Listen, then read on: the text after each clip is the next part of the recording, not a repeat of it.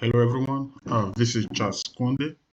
My final presentation, Critiquing Capitalism by Charles Kwande, working toward a Bachelor of Science in Information Technology at Westcliff University, SBS 220, Professor Dr. Brito.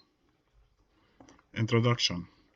Capitalism is a widely adopted economic system in which private ownership of a means of production exists.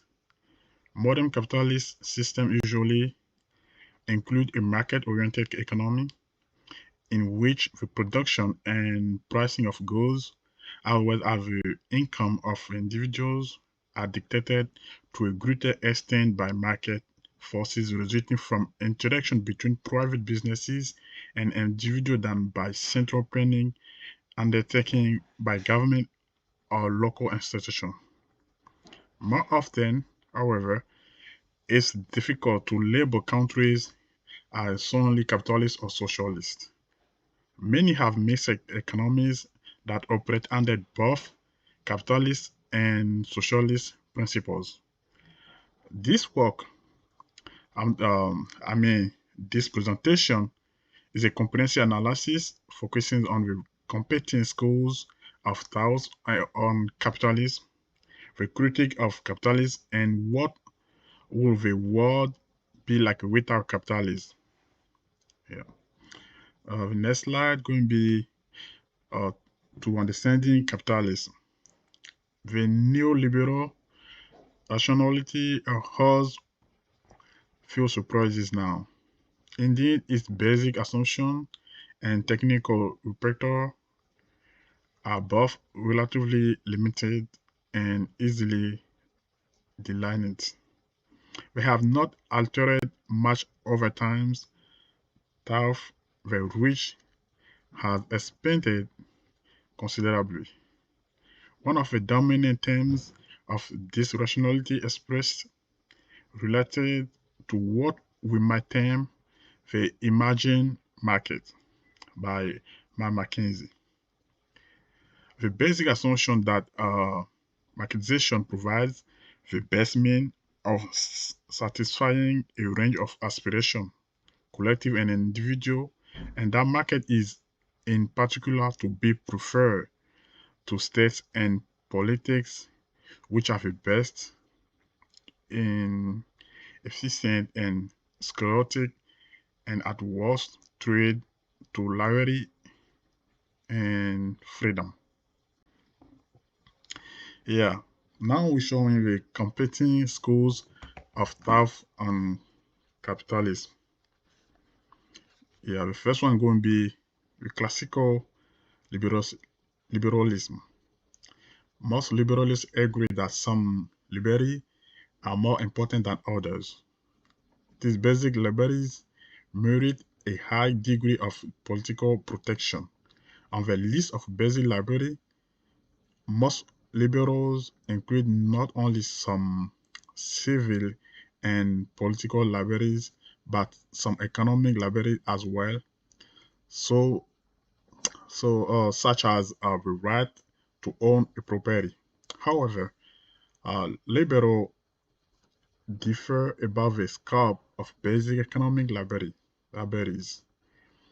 Classical liberals interpret economic liberty as having the same wide scope accorded to civil liberties, just as recognizing religious liberty requires the general protection of independence activity in economic matter. The next one going to be the Marxism.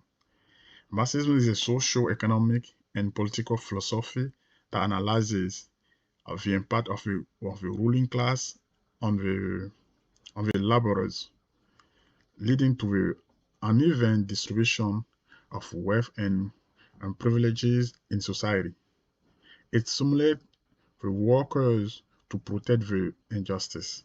Marxism has developed over time into various branches of school of thought, and as a result, there is no single definitive Marxist theory.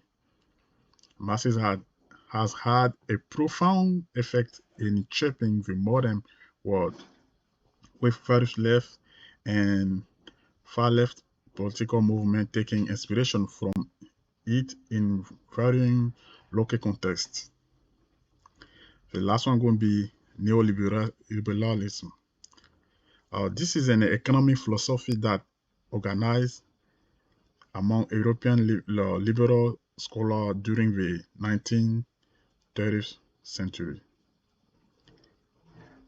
It emerged as a response to the perceived decline in popularity of classical liberalism, which was seen as giving way to a social liberal desire to control markets. This shift is in this shift in thinking was shaped by the Great Depression and manifests in policy designed to counter the volatility of free market. Yeah. The next slide we'll be talking about critique of capitalism. Many capitalists stem from the theories of Karl Marx, the 19th century economist and philosopher whose work gave rise to Marxism. Some historians connect profit-driven economic models, such as capitalism and mercantilism, to the rise of oppressive institutions such as slavery, colonialism, and imperialism. Marx condemns capitalism as a system that alienates the masses. Capitalism can cause inequality, market failure, damage to the environment, short-termism, excess materialism, and boom and bust economic cycle. If capitalism was moral at its origin, placing materials and placing ethics as a factor that generate rational and dynamic development, it crosses into a second stage where it cuts itself off from ethics, becoming nowadays in its third stage a corporate and unethical and immoral capitalism. Now we're going to talk about a world without capitalism. A world without capitalism will be fundamentally different from the economic and social system. Most of the world is familiar with today. Capitalism characterized by private ownership of a means of production, profit-driven enterprise, and competitive markets will be replaced by alternative frameworks.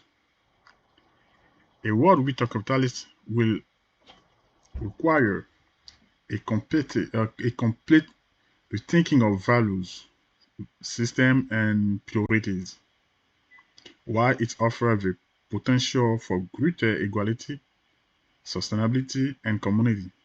The challenge of such a transition are immense.